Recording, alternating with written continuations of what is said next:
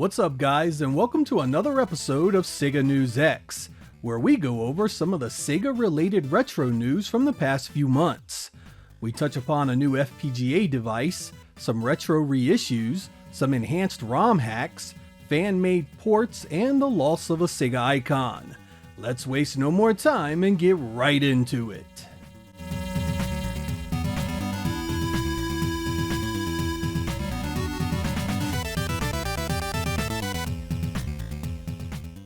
As someone whose interest in retro gaming rests almost entirely on original hardware and software, projects like the Mr. FPGA have little interest to me. For years now, I have gone without really paying much attention to it, outside of catching tidbits of fan crosstalk and various discussions around the internet. That was until I decided to take a chance with Retro Remake's SuperStation One. This is an all-in-one Mr. device that looks like a PlayStation 1, complete with ports for its memory cards and controllers. It also has some brilliant additions beyond that, including HDMI, VGA, component, composite, S-Video, Wi-Fi, and a few other ports for audio and expansion. Right out the box, I dropped some games on its included memory card, and off to the races I went, playing the NES, Master System, Genesis, TurboGrafx-16, Super Nintendo, Game Boy, Game Gear, Neo Geo, and PlayStation 1. It's fairly user-friendly for anyone that can follow directions, and the build quality appears to be admirable. There's a Super Dock optical drive for physical media available for pre-order, and it works with a fair number of controllers outside of the PlayStation 1 thanks to some included USB ports and Bluetooth support. This thing has too much to list in a tiny update like this video, but after a few days with mine, I am absolutely sold on its value to a retro gamer looking to play everything it supports. $210 gets you just about every gaming console from the 1970s, 80s, and 90s in one feature-rich and game-accurate package. It's worth every penny.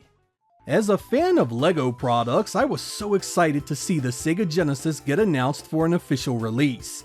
That was until I actually saw the thing. Not so long ago, consoles like the NES, Atari 2600, and Game Boy received full-sized replica sets that looked incredible. They were outstanding, and my wife and I enjoyed putting them together. This Genesis set is a budget release, however, and the low piece count destroyed any chance it had of looking accurate. Instead, I look at this thing and cringe at the wrong curves, the horrific controller design, and even the cartridge looks wrong. I understand shooting for a more affordable price in a smaller set, but at just 479 pieces, it never had a shot.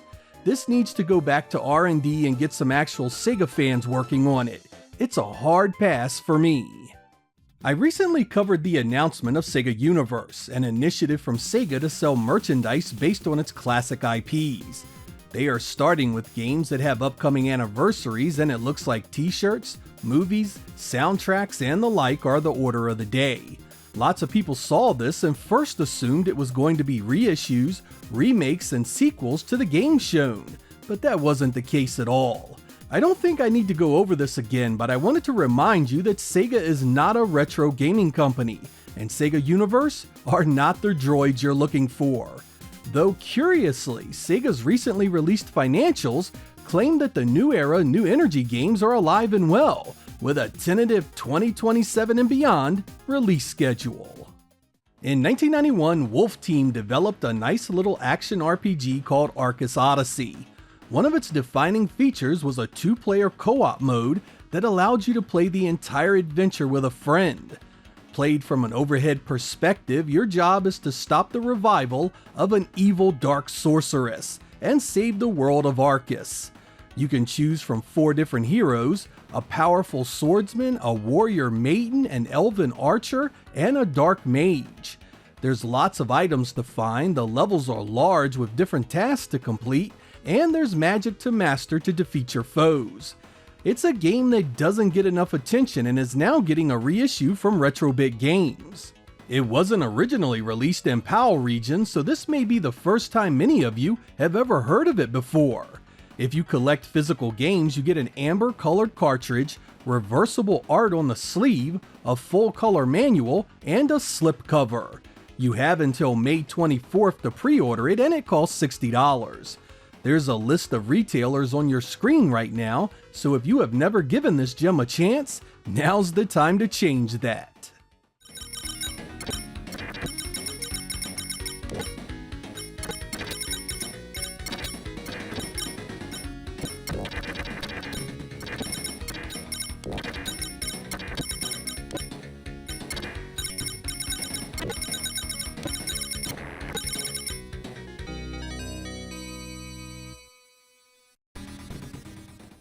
During the recent SMS Power game hacking competition, a submission for Hang On really caught my eye.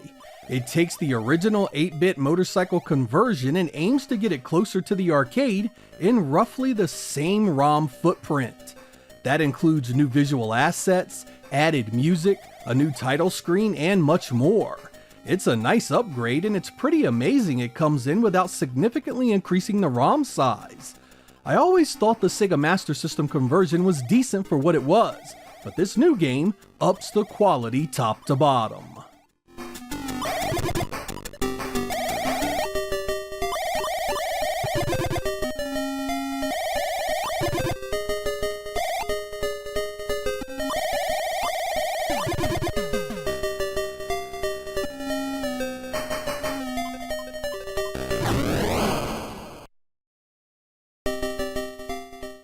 Another project you might want to look into is Super Mario Bros. For the Sega Master System. Holy crap! This is nearly as impressive as Super Mario All-Stars on the Super Nintendo. I'm absolutely blown away. It's nothing new to see Mario homebrew projects on Sega systems.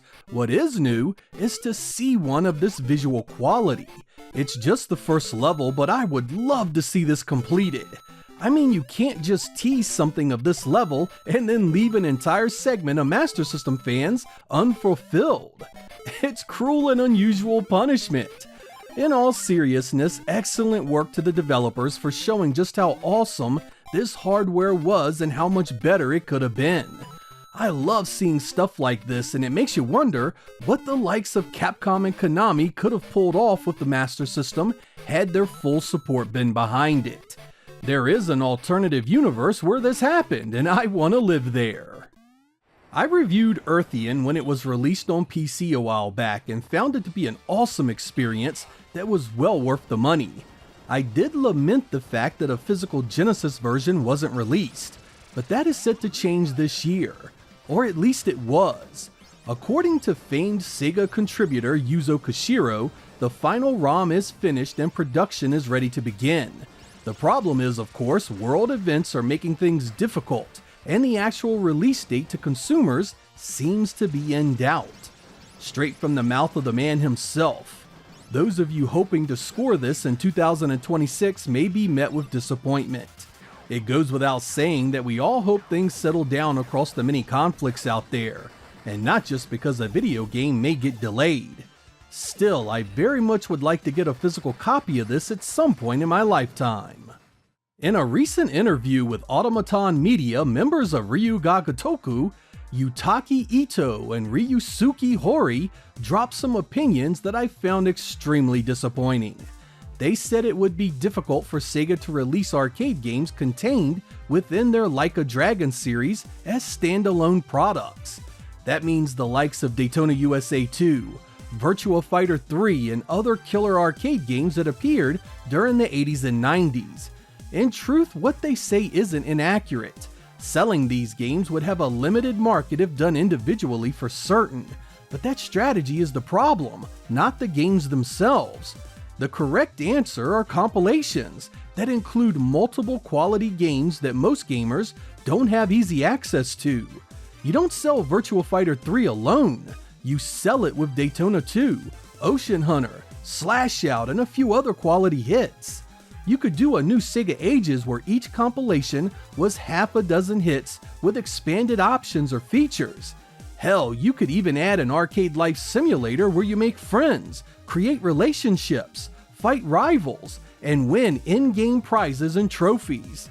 Keep it digital if you have to, with a limited physical run for the diehards. Individual releases will never work because Sega wants to augment the offerings with a roster of stuff people have seen 100 times before. That just leads to a bunch of games not selling well and the series coming to a close. But if you do compilations, target games people can't get anyplace else, and you have a winner on your hands. Sega often thinks too small with retro releases, and I hope that changes at some point. These types of projects can always follow up big Like a Dragon releases, so they don't dilute interest in that series in the process. Way back in 1996, Prize Fighter was in development for the Sega Saturn. It was just about finished when it was cancelled, never to be heard from again. Well, until recently that is. You can now download and play this game start to finish on your Saturn, complete with improved video over the original Sega CD edition.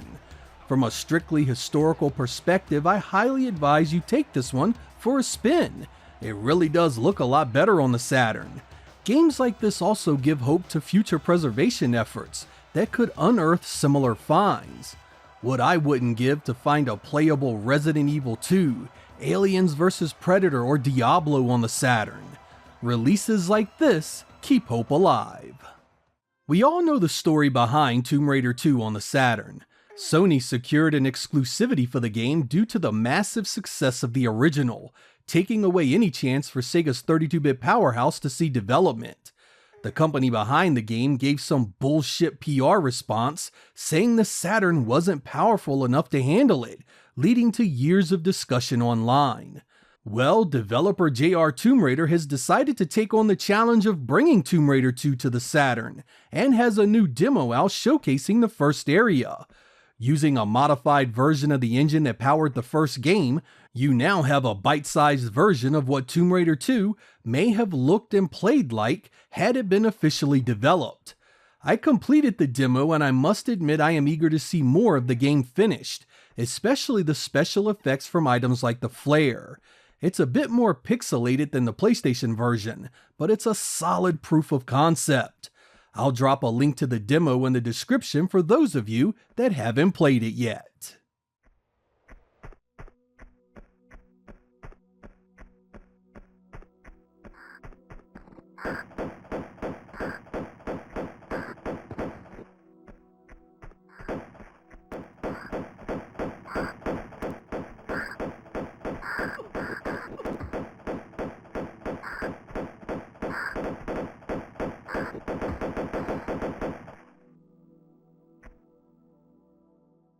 I wanted to end this episode with a few words about the late great Hideki Sato.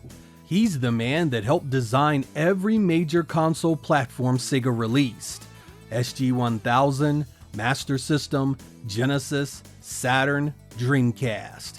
He built the machines that powered my childhood and early adult years. He passed in February at the age of 75. I didn't know him personally, and I never had the honor of meeting him, but his contributions to Sega basically helped form some of my most positive experiences I've had in console gaming. Every sprite, every polygon, every sound was the way it was because of the choices this man and the team behind him made. He was a true Sega icon, and my heart goes out to his family and friends for their loss. That ends another episode of Retro Sega News. There's a whole lot happening in the land of old video games these days, especially if you stretch it beyond Sega. Old games getting reissues, awesome ROM hacks, prototypes being found, and even new games being created. You really don't need a bunch of new games when there's this much happening with the old, especially with new games and hardware costing what they do nowadays. With any luck, the desire to play on these classic systems will never die, and we can inspire future generations to keep them going. I'm Sega Lord X, thank you guys for watching, and I will catch you next time.